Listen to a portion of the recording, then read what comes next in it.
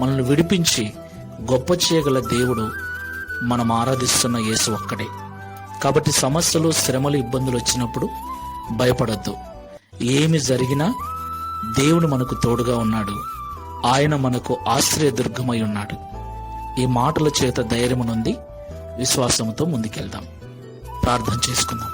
ప్రేమ కలిగిన యేసయ్య, ఆశ్రయదుర్గమైన ప్రభువా, మీకు స్తోత్రములు చెల్లిస్తున్నాం.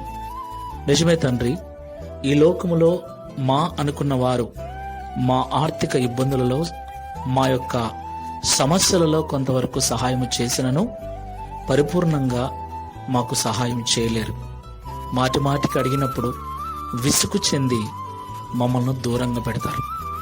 అయితే ఏమాత్రం విసుకక, అలసిపోక సంపూర్ణ సహాయమును అందించి మా పరిస్థితిని చక్కపరిచే దేవదేవుడవు నీవు మాకు ఆశ్రయదుర్గమై ఉన్నంత కాలము మేము దేనికి భయపడవలసిన అవసరం లేదని ఈ ఉదయకాల సమయంలో మాతో మాట్లాడినందుకు స్తోత్రాలు చెల్లిస్తూ ఉన్నాం.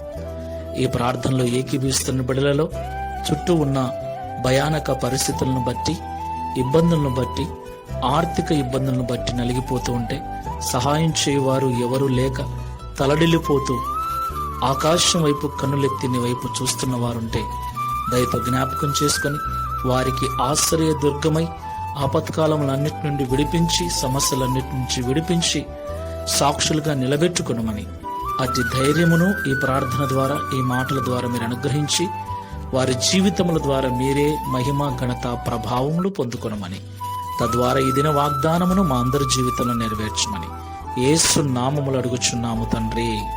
ఆమేన్. Praise the lord. God bless you all.